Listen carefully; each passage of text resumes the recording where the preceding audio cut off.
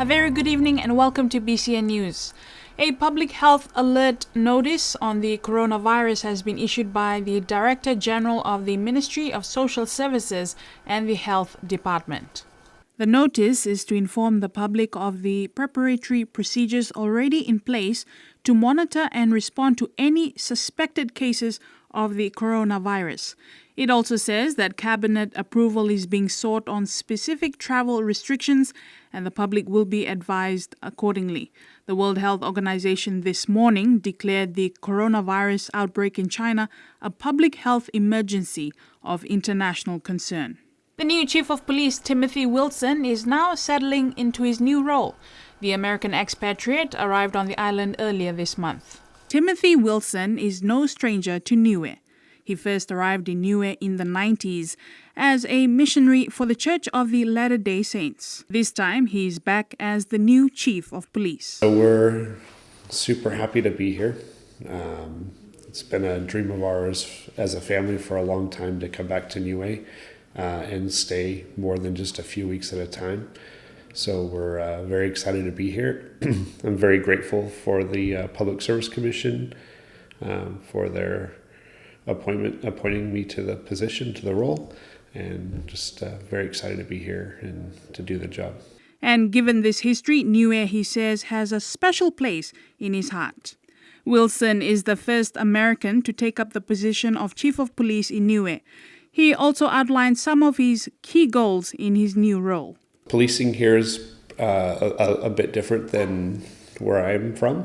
So right now, my key goal is to just kind of get my feet wet and learn the policing model that Niue uses and familiarize myself with the roles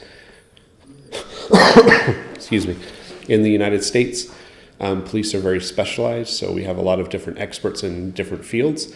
In Niue, the police are very generalized, but they have a lot more roles than a lot of police do in other countries. So right now, I'm just wanting to learn those roles. And then the overall goal is just to work with the staff to be able to provide the best policing that we can and 21st century policing to make sure that everybody here in Niue maintains their enjoyable, safe lifestyle. The 2019 NCAA results are slightly below the high completion rates of recent years. According to a statement from the Education Department, this is due to many factors, some of which the school had identified and will continue to address. The department has assured everyone that Niue High School will continue to focus on providing its students with the best education possible. The statement says it is pleasing to note that the top students are still performing very well, with endorsement results on par with previous year's NCAA results. The preliminary overall NCAA results for 2019: Level 1, 20 out of 32 students, or 59% of students, gained NCAA Level 1. Level 2, 16 out of 22, or 73% of students, gained NCAA Level 2. In Level 3, 14 out of 18 students, or 78% of the students, gained NCAA Level 3. University entrance, 7 out of 12, or 58% of the students, were awarded university entrance. The department states of the 12 students that did not complete NCAA Level 1, they can still gain NCAA Level 1 through the balance of credits that they will collect while studying NCAA Level 2 this year. Of these 12, 5 students have less than 5 credits to complete NCAA Level 1.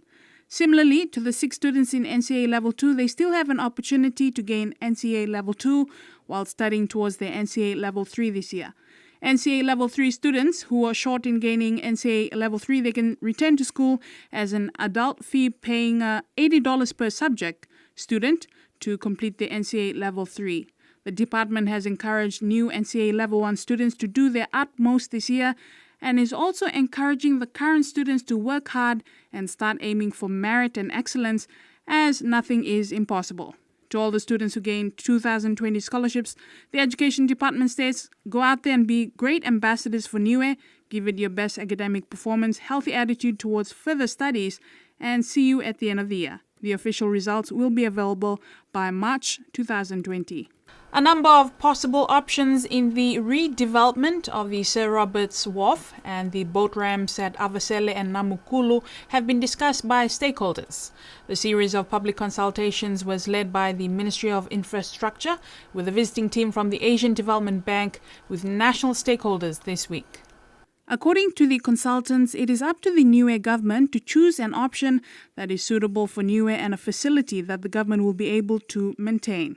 Generally, the reception's been very positive in terms of our understanding of the key issues and what we heard from the stakeholder engagement sessions back in October last year.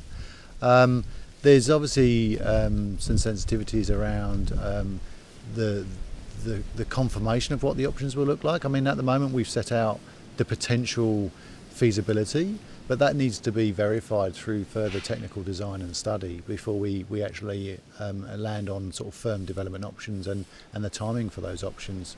So I think it's been more about trying to confirm that these are not commitments and firm options. These are options that just give an indication that there's a level of feasibility here to upgrade infrastructure across the board, which will provide positive outcomes for Niueans. Yeah. The ADB representative said that this is only the beginning of what is normally a lengthy process, which will take a number of years. The project, pre-feasibility stage is finished now. There will be a procurement process run by ADB and government and Niue to appoint the consultants for the feasibility stage. The feasibility stage will then realistically start maybe June, July this year. And could be expected to run certainly to the end of this year, maybe into early 21. The feasibility stage will conclude with some recommendations around preferred options, and that needs to be confirmed and accepted by government and Niue and community and the like.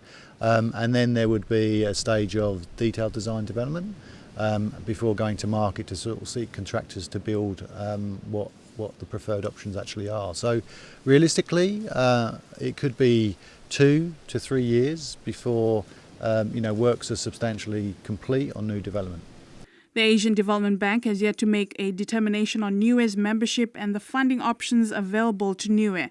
Niue became a member of ADB in March last year, becoming its 68th member. And finally, due to the high number of adjournments that occur regularly in the Niue High Court, the Justice Department has updated its policies. The updated policies includes an adjournment practice notice which is developed to provide guidance on the process and grounds for adjournments. The new policy, which will come into effect at the March sitting of the Niue High Court.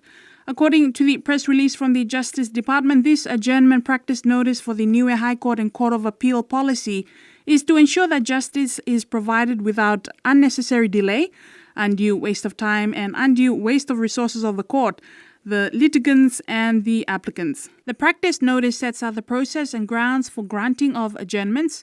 The policy will be monitored and evaluated regularly by the Chief Justice to ensure the consistent application of the policy.